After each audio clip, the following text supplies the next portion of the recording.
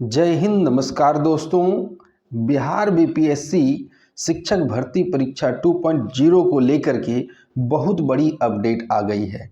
BPSC chairman ने एक सूचना जारी की है। तो इस वीडियो में हम यही जानने वाले हैं कि उन्होंने क्या ऐसा बात कह दिया जो सभी को देखने की ज़रूरत है। यह वीडियो मैं चाहूँगा कि ज़्यादा से ज़्यादा शेयर करें, क्योंकि आए दिन आप देख रहे हैं जब से परीक्षा हुआ है और जब से परीक्षा की नोटिस आई है, कुछ ना कुछ नया अपडेट आ ही रहा है और हमारा कर्तव्य है हम आपको इस तरह के अपडेट से अवगत कराएं। तो आप क्या करें कि देखें और फटाक से यहाँ इसको शेयर करें। इसमें हम दो बातों पर बेसिकली डिस्कस करने वाले हैं। पहला बात यह है कि NIOS DLED के लिए उसने क्या कहा है और अभी जो क्वालिफाइंग पेपर हुआ था उसको लेकर के उसने क्या फैसला दिया है।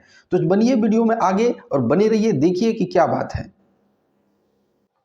तो बात कुछ इस प्रकार की है कि बिहार लोक सेवा आयोग ने विज्ञापन संख्या 27/2023 अध्यापक नियुक्ति परीक्षा प्रतियोगिता परीक्षा के उम्मीदवारों को सूचित किया है, एक सूचना जारी करके कि 1 to 5 को छोड़ करके, ध्यान दीजिएगा, 1 to 5 को छोड़ के बाकी जितने भी थे 6 to 8, 9, 10, 11, 12 के जो एग्जाम हुए थे क्वालिफाइंग पेपर, मान लेते हैं कि उदाहरण के तौर पर हिंदी और इंग्लिश 30 नंबर का जो पेपर हुआ था उसके मार्क्स को नहीं जोड़े जाएंगे। ये बात कह रहा है बीपीएससी क्या कह रहे हैं कि 1 to 5 में जो है, ध्यान दीजिएगा, 1 to 5 में क्वालिफाइंग पेपर जो होता है उसका मार्क्स जुटेगा। 1 to 5 में देखिए, फिर से समझाता हूँ, आप जुटेगा तो आप मेगा सूची में सोच लेंगे, ऐसा नहीं। आप फिर से ध्यान दीजिए, जो मेगा सूची मेरिट लिस्ट तैयार की जाएगी, जो मेरिट लिस्ट तैयार की जाएगी उसमें 1 to 5 को क्वालिफाई करना है।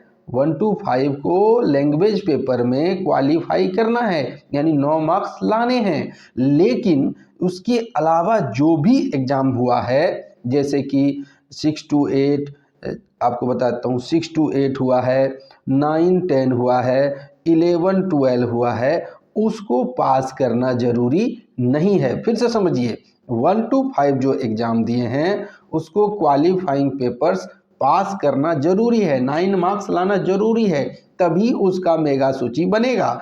लेकिन 6 to 8, 9, 10 और 11, 12 का आपको मेगा सूची में बनने के लिए क्वालिफाइंग पेपर में 9 मार्क्स लाने की बाध्यता को खत्म कर दिया गया है। बात क्लियर हो गई?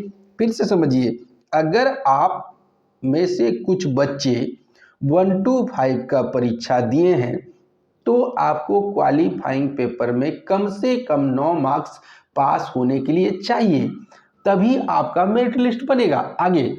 लेकिन जो 6 to 8, 9 to 10 और 11, 12 का परीक्षा दिए हैं उनको ये जो बाध्यता है 9 मार्क्स लाने वाली क्वालिफाइंग पेपर में, वो जरूरी नहीं है, वो समाप्त कर दिया गया। ये हुई पहली बात। दूसरी बात ये है, जिसने भी NIOS से DLED किया है, जिसने भी NIOS से DLED किया है, अगर उनके पास 20 तारीख तक का टाइम है, 19-20 तारीख तक का टाइम है, उनके पास अगर बीएड की